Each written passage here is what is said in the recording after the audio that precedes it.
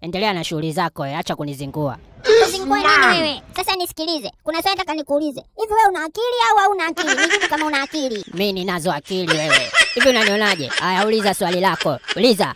Yai moja ukilichemsha linaiva kwa dakika 5. Mayai matatu, je, mayai matatu ukiachemsha yataiva kwa dakika ngapi? Nipe jibu kama kweli wewe kichwa chako kinachoma. Nipe jibu. Unaona sasa? Nyie watu wengine ni wakugonga makonzi. Yaani umeshasema yai moja linaiva kwa dakika 5. Alafu mayai matatu unazidisha.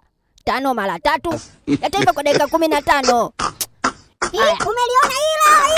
Umekosa. Yataiva kwa dakika 5. Umekosa, jibu lake ni dakika 5 hilo.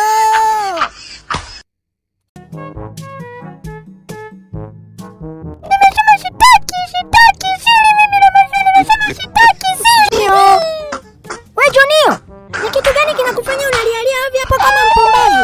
Na nimekwambia ukachukua ukamimina chai ndani kwenye chupa chai, unywe, ukimaliza unioshee vyombo wewe mtoto. Mama, mimi sitaki, nataka maziwa. Nimesema sinywi chai ya majani. Nataka maziwa. Nimesema hakuna maziwa. Kama umeshiba acha. Ninakwenda kwenye kikundi, sasa wale wako nikute haujaosha vyombo. Baadaye.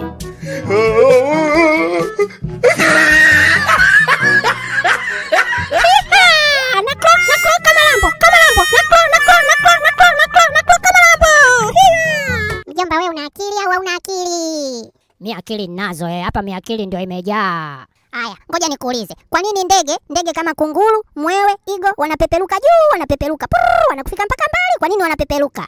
Unaona sasa maswali yako? Ndege wana mabawa ndio maana wanaweza kupeperuka. Haya, sawa. Na kuku je, ndege au sio ndege? Kuku ni ndege wewe. Kuku anayo mabawa au hana mabawa? Anayo mabawa. Kuku ni ndege na anayo mabawa. Sawa, umesema kuku ni ndege na anayo mabawa. Sasa kwa nini kuku apeperuki juu kama kunguru au mwewe? Niambie kwa nini? Kuku, kwa nini apeperuki kuku? Sasa hapo najua nini mjomba? Hebu subiri mara moja, kuna kitu nimesahau. Nakuja sasa hivi.